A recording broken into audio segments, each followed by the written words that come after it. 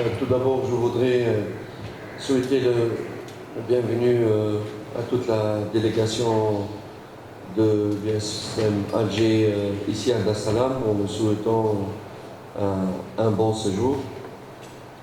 Notre préparation pour le premier match de la finale, une préparation normale, comme nous avons préparé tous les matchs précédents.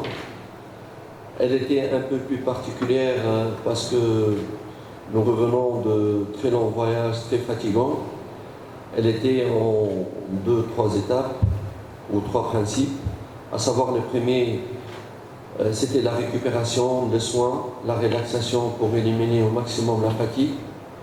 Deuxième étape, c'était l'analyse et le scouting de notre adversaire. Et la troisième étape, elle était basée sur la préparation du plan du jeu, du match, et d'une manière théorique et d'une manière pratique. Bien entendu, avec toute la préparation mentale qui exige ce genre de match. Kwanza tuna USM Alger na delegation yake yote nzima, tunawakaribisha Tanzania. Pia tunawakaribisha waandishi wa habari wote. Maandalizi ni mazuri, kama tunajiandaa kama tunavyoandaa mechi zote zilizopita, ijapokuwa ni mechi ambazo zimekuja kwa mfululizo. Muda mchache tulikuwa na safari ndefu, lakini tunajitahidi kujua jinsi ya kujipanga. Maandalizi yamegawanyika kwa sehemu tatu. Sehemu ya kwanza ni kuweka wachezaji mwili uwe sawa, kuwapumzisha. Sehemu ya pili ni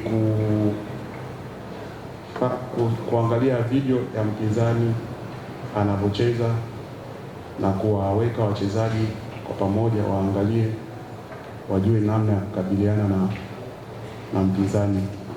Na sehemu ya tatu ilikuwa kwenye swala ya kiufundi, namna ya uchezaji, namna ambao tutakavyomkabili kiufundi.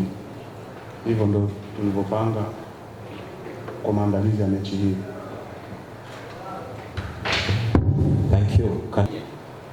Tumuuliza coach, kukosekana ama kukosa kiungo wako Ali Aucho kwenye mechi hii ama mechi zote mbili za fainali italeta athari gani kwenye selection ya kikosi, hususan tumeona ni mchezaji ambaye amekuwa mahiri sana kwenye eneo ama safu yako ya kiungo? Santé. Bien entendu, c'est avec un grand regret que nous avons appris l'absence de Khaled Aucho pendant le 2 finales.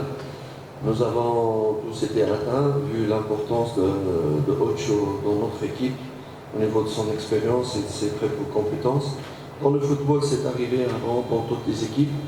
Parfois, lorsqu'on est dans des matchs comme ça, on oublie, parfois on a des réactions, on le regrette, mais il est vraiment personnellement très affecté. Il nous a promis, je lui ai demandé d'accompagner l'équipe pendant ces 2 matchs, et puisque pour son expérience et son côté moral et psychologique à apporter pour le groupe, on le regrette. Dieu merci, nous avons des frères à lui qui peuvent, je suis certain, de remplacer son absence de la meilleure manière, j'espère, et j'ai confiance en eux pour bien le remplacer.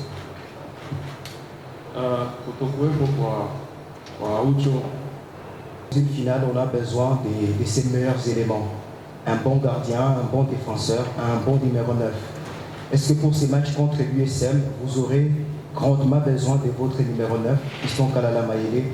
Et puis, est-ce que le fait d'avoir beaucoup de Congolais au sein de votre effectif qui ont déjà disputé des finales, notamment Rwesa, qui dispute une 2e finale d'affilée, vous permet d'avoir une certaine marge d'avance par rapport à l'USM, surtout que c'est une finale inédite. C'est la première fois pour Young Africans, c'est la première fois également pour votre adversaire. Merci. So Ni mwandishi kutoka uliza coach kuhusiana na mechi ya fainali. Swali lake ni kusema kama fainali inahitaji kuwa na wachezaji wazuri wenye viwango, beki bora, wana mabeki wazuri, goalkeeper, staff ya ushambuliaji nzuri. Akiangalia katika hiyo fainali, atamtumiaje Mayele kwenye hii fainali ya kesho? Kingine katika